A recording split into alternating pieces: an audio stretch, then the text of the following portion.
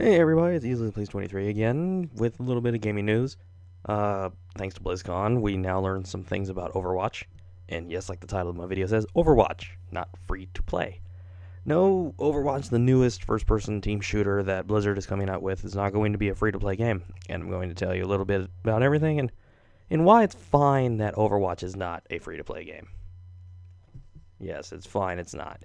So, the newest Blizzard game to garner attention this moment is known as Overwatch, a multiplayer shooter, the game that relies on teamwork and execution to capture objectives. Each hero has two specific abilities, an ultimate ability with their weapon of choice. And of course, that's basic information about Overwatch. There are now 21 characters. At BlizzCon, they showed 3 more. Genji the Ninja, Diva the gamer turned robot pilot, and May, a female Mr. Freeze. At least that's how I referred to her. So now they're up to 21 characters.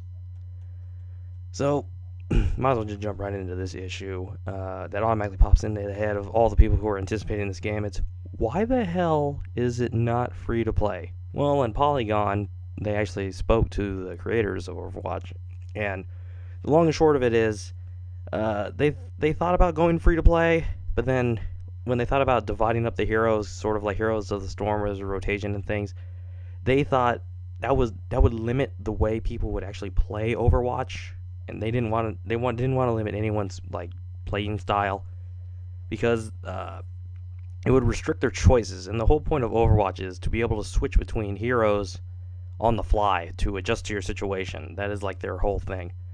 And then free to play would be kind of odd, considering they would do a thing where free people would have certain heroes, and then other people would buy the game, and they would have everyone. So there would be a sort of an off balance. So of course there's that. So for those who are going to whine about not being free to play, well, maybe they'll copy Team Fortress 2 in a couple of years and go free to play for a while. Anything's a possibility. There was also a mention of DLC, which made me cringe. I don't like hearing the words DLC at this point in my gamer life, even though it's such a regular instance.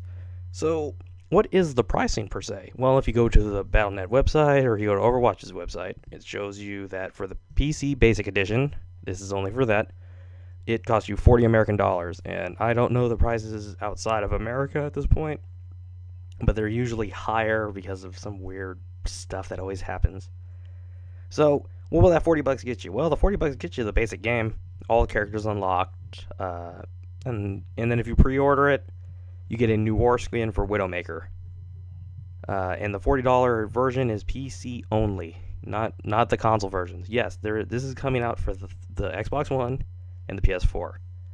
And I also like to mention they say iconic environments as a selling point, but then it's like, dude, of course you're gonna have stages.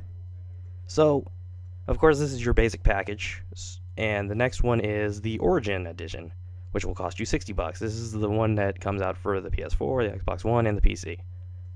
And, well, it has all the things that I mentioned because it's just the basic game, but that also has 5 skins for Bastion, Reaper, Tracer, Soldier 76, and Pharah for Overwatch. There's also digital goodies for other Blizzard games, so if you played the other Blizzard games on your Battle.net thing and you have them, this will benefit you more because there is a WoW pet, Baby Winston, the gorilla, like a baby version that's a pet that you can have as a pet in World of Warcraft. For Hearthstone, there are Overwatch card backs, so it's kind of like how Heroes did it, where like the back of the cards is different colored, and it has like the Overwatch symbol because like the top of the Hearthstone glows like the Overwatch logo. So there's that. For Heroes of the Storm, they're adding Tracer as a hero for the game. I don't know exactly how it's gonna work. If she's just like a skin for Vala, that makes sense because that's kind of what Vala is. So it says adding a hero, so we'll find out. On the Diablo front, yes, Diablo, you get Mercy's wings. Mercy is the character from Overwatch who's like an angel who heals people. So you get her wings to look good, to look cool, like an angel. It might help you in Diablo. Finally, for StarCraft, you get 6 portraits: Tracer, Reaper, Pharah, Winston, Bastion, Soldier 76. They get portraits. So yeah, that's the thing. So those are your added things for buying the actual Origin or /console version, I guess you can call it. And then finally, The last option for buying Overwatch is the Collector's Edition, which will probably run you a little over $100 because that's usually what Collector's Editions do. Now, that's just my best guess at this point because there's no price been actually set on the Collector's Edition, and they usually range to $100. GameStop's website, they said it'll cost you about $130. So, what does the Collector's Edition have? Well, it has everything I mentioned already, but you also get a visual source book, so you get colorful little pictures in a book, a soundtrack with all the music in it, and a bronze Soldier 76 statue. So if you want a cool little thing to sit on your desk and stare at you while you're playing Overwatch, you can just buy that. And of course, that version is for all, for your console or PC, depending on what you want. So, now you all know what your 3 packages possess. And I'll move on to the worries that I've seen, at least according to what the internet's been like. Especially the people that are exploding with the whole, it's not free to play, screw this game, it's not getting my money. Or all the people that are all deflated because it's not free to play. Let's see, so, like I said, it's fine that it's not free to play, because not every game can take advantage of that model. Not everything can be free to play. And the creators are right when it comes to the whole restricting thing. And of course, I already mentioned the advantage to possibly having more heroes than other people in this game. So I understand that point, but that worry is more for the people who are just whining that it's not free to play. It doesn't work for every game, folks. It just doesn't. A worry for some people is saying balancing will be an issue, because there's like very many different characters and they all have very distinct strengths and weaknesses and things. Of course, extremely broken issues arise. Blizzard's going to patch real quick and nerf the shit out of that if they're too overpowered or something. They don't give up on their games, so I think being overpowered and things, those issues will get worked out fairly fast. There's also KYP, know your personnel for when you're playing. Of course, there are some characters who have certain abilities and some that can't take hits. Of course, your lighter characters are going to be able to get their ass kicked fairly faster than the actual tanks themselves. And the tanks can't move around as good, so there's also knowing exactly what the characters do at certain moments. The third was it's a strange comparison that's going on right now between this game and BattleBorn. BattleBorn, for those who don't know, is from Gearbox, aka the people who have brought you Borderlands, like they always like to shove in our faces. They seem to be almost identical. The art styles of the game seem to be cut from the same cloth. It's kind of weird. Before people start shouting who's stealing from who, Team Fortress would like to say that they are being copied. So, that whole thing. Ignore that. After reading the information on the two that's on hand right now, it looks like BattleBorn is actually better to me. Why am I saying that? It's not like I'm being... I don't really know much about it. I just read what's on there, so what did I see that made BattleBorn better? For the same price tag as Overwatch on the consoles, I mean, it does have the whole edge on you buy $40 for the PC, but if you're a console gamer, you're at $60. So for the same basic price, BattleBorn itself has a story mode and a co-op, split screen, and online co-op mode. Overwatch is a multiplayer only game, and let's see that. Oh, and there's BattleBorn also possesses more heroes, 25 versus 21. That's not really an issue, I guess, considering they can always add later on, and they can always fluctuate. So I guess number of heroes is cool for having more choices. I don't know if BattleBorn has the ability to switch in and out whenever you wish, like Overwatch does. So there might be that little edge.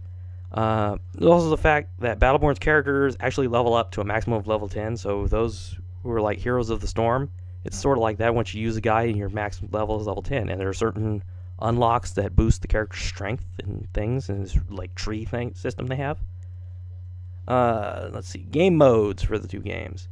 Well, it looks like 2 versus 3, really. Overwatch has payload, guard a moving target to the end of the map, and point capture, defending an attack point based on your team. And I'll say Overwatch can always add more game modes. Besides, they're still in beta after all, so there's always room for more. For BattleBorn, it's incursion mode, horde mode. That's what it is. Devastation, capture a point, basically, and meltdown, guiding minions to a point where they sacrifice themselves for points, and then you're either defending them or you're trying to kill them to make sure they don't kill themselves for points. Yeah, that sounds right. Yeah.